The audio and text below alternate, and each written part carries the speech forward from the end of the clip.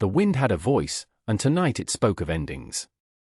It was a low, keening sound that scraped against the rough-hewn timbers of the lean-to, a shelter that was more a prayer than a structure. Inside, the cold was not merely an absence of heat, it was a presence, a physical weight that settled deep in the bones and slowed the blood.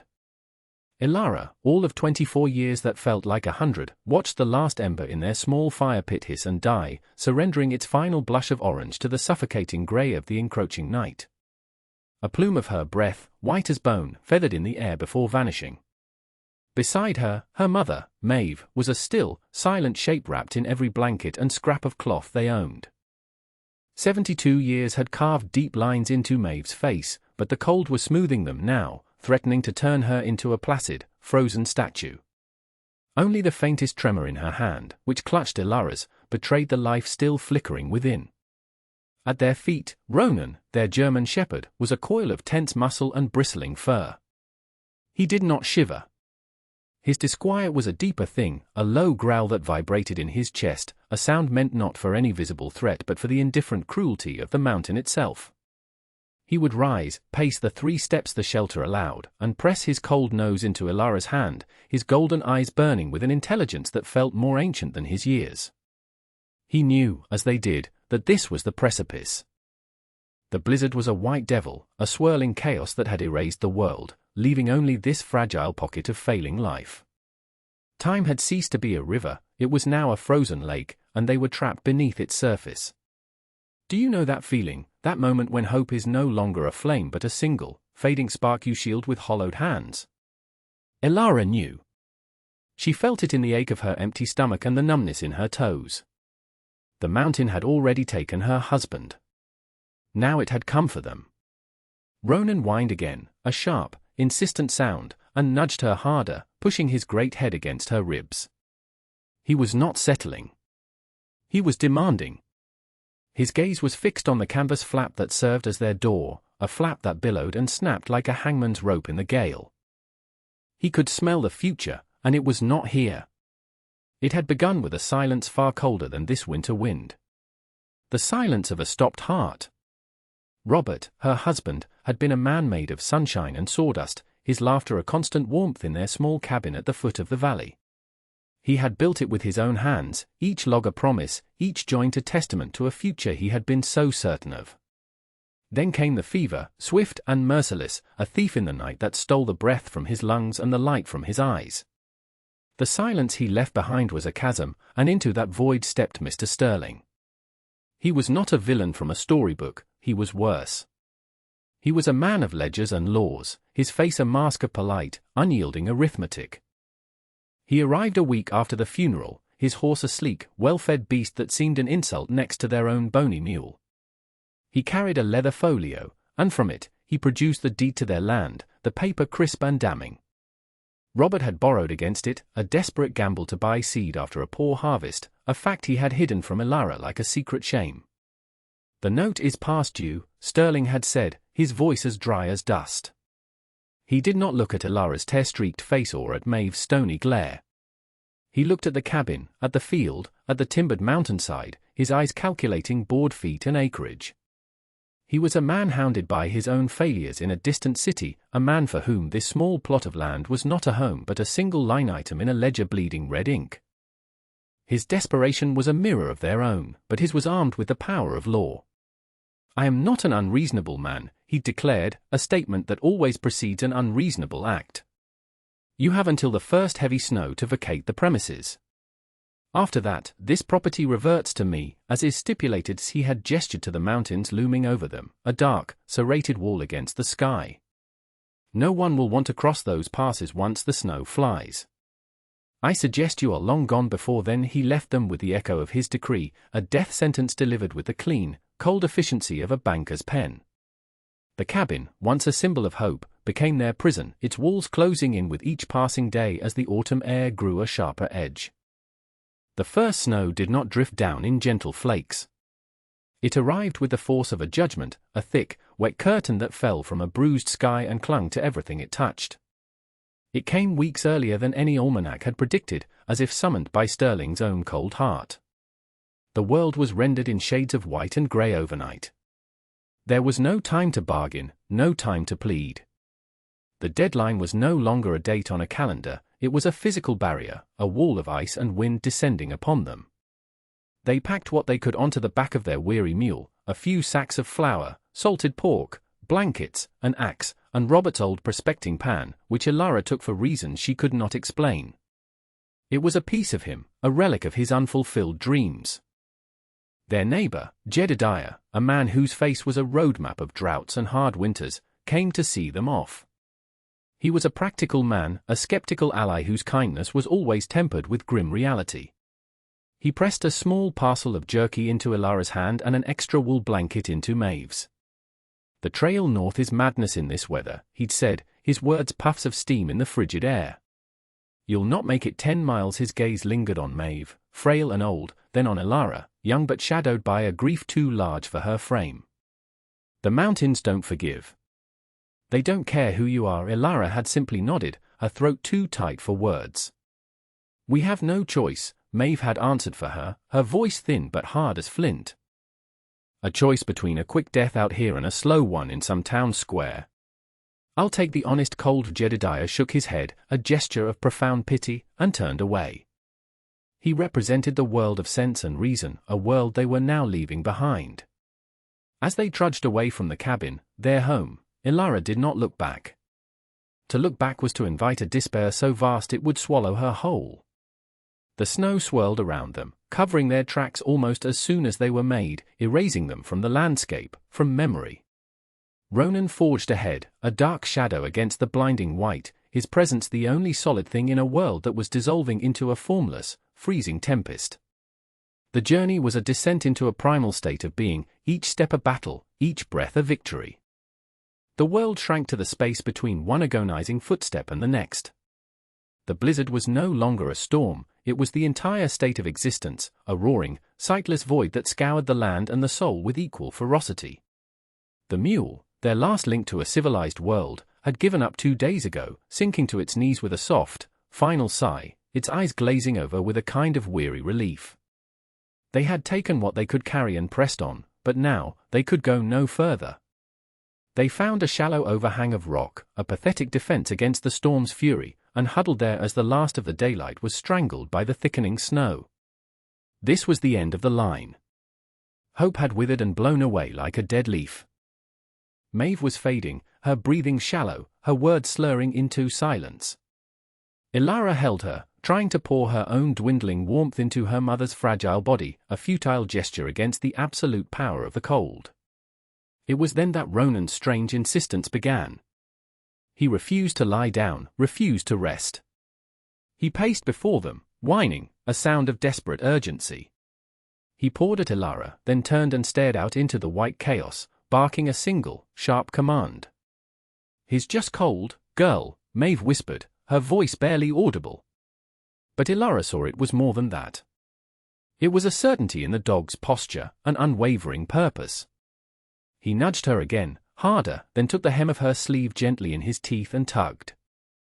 He pulled them away from the meager shelter of the overhang, out into the full, brutal force of the wind. It was madness. Every instinct screamed to stay put, to conserve what little energy remained. "Ronan, no," Ilara pleaded. But the dog was relentless.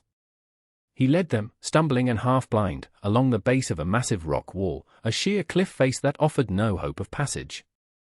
The wind tore at them, trying to rip them from the mountain's stony flesh. Just as Ilara was about to collapse, to surrender, Ronan stopped. He stood before a section of the rock that looked no different from the rest, a flat, featureless expanse of granite. He began to dig frantically at the snow piled at its base, barking with a frantic, joyful sound. Ilara fell to her knees beside him, her frozen hands clawing at the drift. Beneath the snow, there was a shadow. A crack. A fissure no wider than a man's shoulders, a vertical black line hidden by a slight outcropping, utterly invisible to any casual glance. A breath of air, discernibly less cold and smelling of damp earth and deep stone, puffed from the opening. It was an exhalation from the mountain itself. They squeezed through the fissure, a painful, scraping passage from a world of screaming chaos into one of profound, unearthly silence. The moment they were inside, the roar of the blizzard was severed, cut off as if by a closing door. The only sound was their own ragged breathing and the frantic thumping of their hearts, echoing in a space so vast it seemed to swallow the noise. It was not a cave. It was a cathedral. The darkness was absolute, a thick, velvety black that felt ancient and alive. Ilara fumbled with their tinderbox, her fingers clumsy and numb. After several agonizing attempts, a spark caught. The tiny flame of the lantern trembled, then grew, pushing back the immense darkness not in a flood, but in a small, courageous circle. The light touched stone, revealing walls that soared upwards into a gloom the lantern could not penetrate. The air was cool but not frigid, and it carried the sound of a distant, steady rhythm, a deep, resonant pulse. Ronan, his tail now wagging, led them deeper into the cavern. The floor sloped gently downward, and the pulsing sound grew louder, becoming a rumble, then a roar. They rounded a colossal pillar of stone, and the lantern light caught something that glittered and moved. It was a waterfall, a secret river pouring from a high, unseen cleft in the cavern ceiling.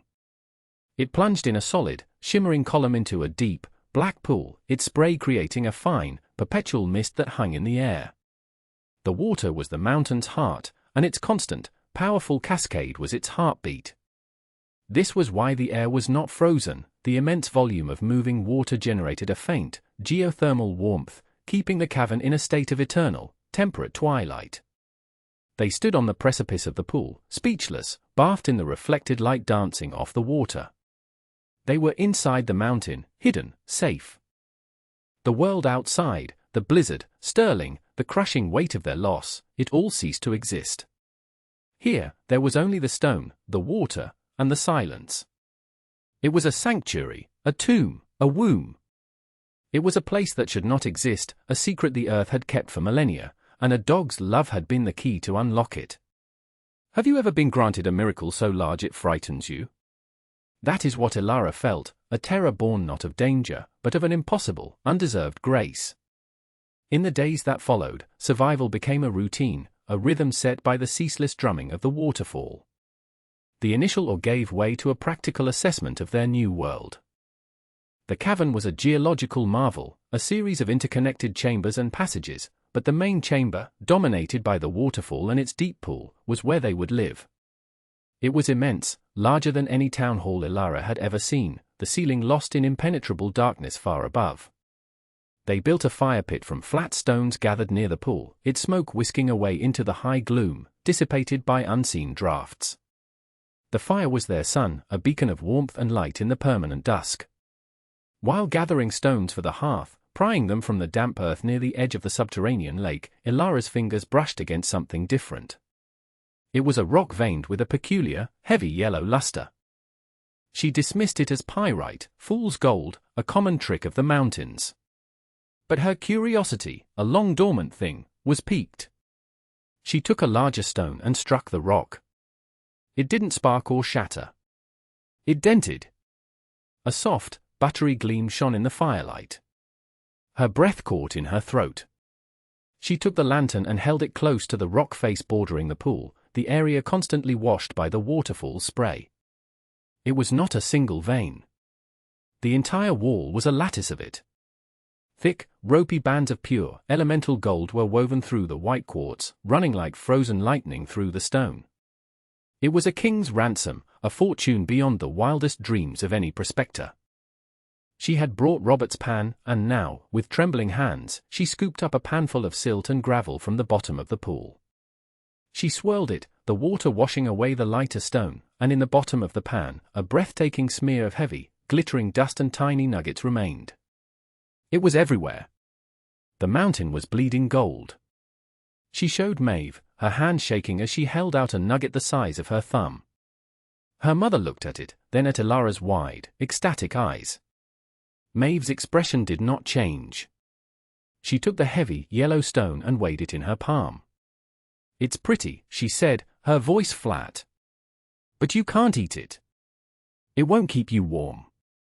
It won't mend a broken heart." She looked around the vast, dark space, at their small fire, at the sleeping dog. "Here, it is just yellow rock. Survival is the only treasure that matters. The words were a splash of cold water, a necessary anchor to the overwhelming, dizzying discovery. The gold was not their salvation, the cave was. The gold was just a secret the mountain had told them. The discovery of the gold changed nothing, and yet it changed everything. It was a silent promise of a future where they would never again be at the mercy of men like Sterling. But Maeve's words had been a potent antidote to the fever that can seize the heart of a person who finds such wealth. The focus remained, with monastic discipline, on the immediate. On life. On building a home. The stone cavern was their fortress, but they needed the comfort of wood, the feel of a proper wall, a roof beneath a roof. During the brief, sunlit thaws between storms, when the world outside held its breath, Ilara would leave the sanctuary. She became a creature of the mountain, sure-footed and fearless. With their axe, she felled dead, seasoned pines from the forest below, stripping them of their branches and cutting them into manageable lengths. The work was brutal, a relentless assault on her muscles, but with each swing of the axe, she felt a piece of the old, helpless Ilara chip away. She was no longer a grieving widow, she was a builder, a provider. Getting the logs to the cave was the greatest challenge. She and Ronan, working as a team, would drag and push the heavy timbers up the steep, treacherous slope to the hidden fissure. It was a painstaking, exhausting process that took weeks. Maeve, whose strength was in her will rather than her body, would wait inside, keeping the fire, preparing their meager meals, her presence a silent, steady encouragement. Inside the cavern, in a wide, level area a safe distance from the waterfall's mist, the cabin began to take shape. Ilara constructed it with a slow, deliberate patience, notching the logs to fit together, filling the gaps with a mixture of mud and moss from the damp corners of the cave. It was a small, sturdy structure, just a single room with a sleeping loft, but within the immensity of the cavern, it was an anchor of humanity. It had a door that closed, a floor of smoothed planks, and two small window openings that looked out not upon the sky, but upon the eternal, gentle twilight of their stone world and the shimmering curtain of the waterfall.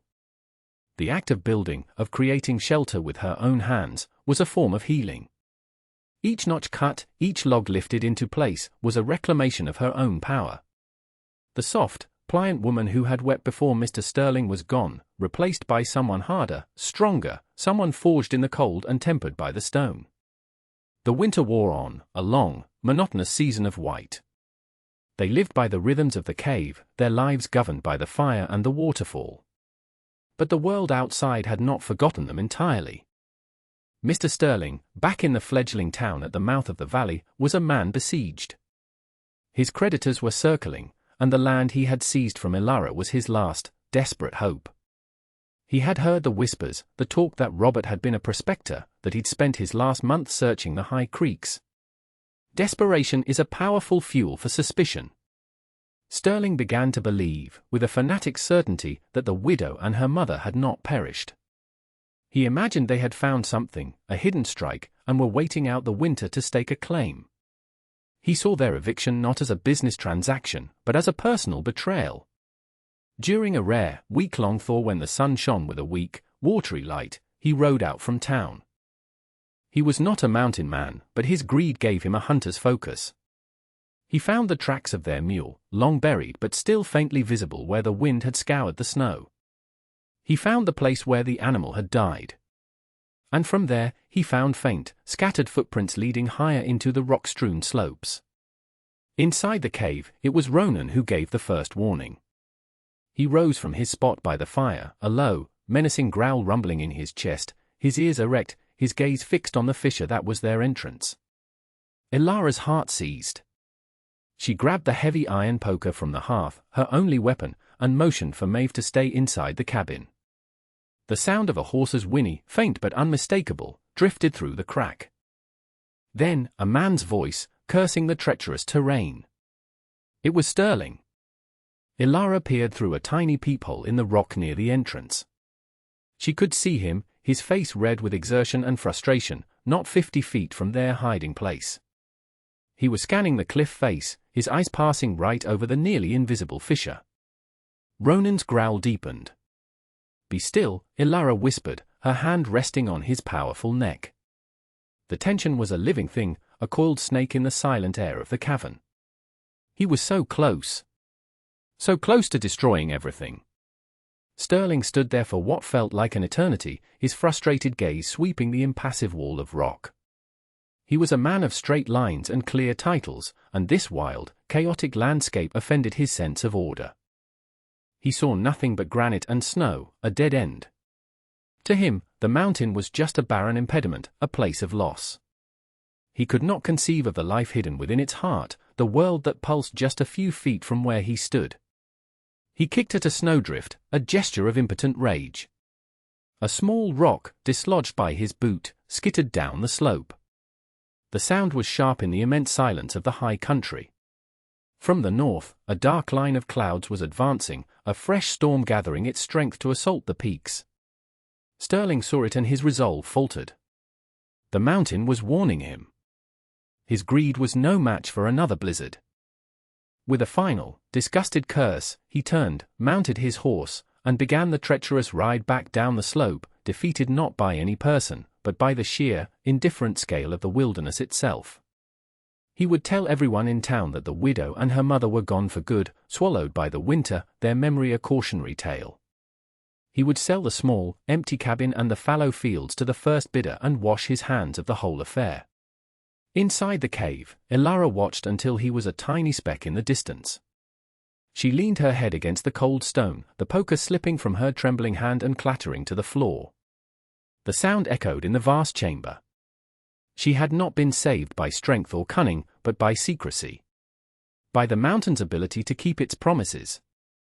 She returned to the cabin, where Maeve sat calmly by the fire. Her mother looked up, her ancient eyes knowing everything without a word being spoken. "Some men are not meant for the high places," Maeve said, her voice quiet but firm. It was a final verdict on Sterling and the world he represented. They were safe. The ghost of their past had come hunting for them and had found nothing. The gold, their silent, glittering secret, remained theirs alone. Its value was not in what it could buy in the world of men, but in the perfect, inviolable security it provided here, in their hidden kingdom of stone and water. It was the foundation of a new life, a life to be lived on their own terms, far from the reach of ledgers and laws. A year passed. Then another. The seasons turned in the world outside, but within the mountain, time had a different quality. It was measured not by sun and moon, but by the steady, eternal pulse of the waterfall. Their life settled into a quiet, peaceful rhythm. The cabin was a home, filled with the small comforts they fashioned for themselves. They had warmth, shelter, and more than enough food, for Elara had learned the mountain's secrets, where the game trails ran, where the wild berries grew thickest in the summer, which roots were safe to eat. They used the gold sparingly. Once a season, Elara would make the long journey to a distant town, a place where she was a stranger. She would trade a few small nuggets for supplies they could not make themselves, salt, sugar, flour, new tools, and books for Maeve, whose hunger for words was as sharp as ever.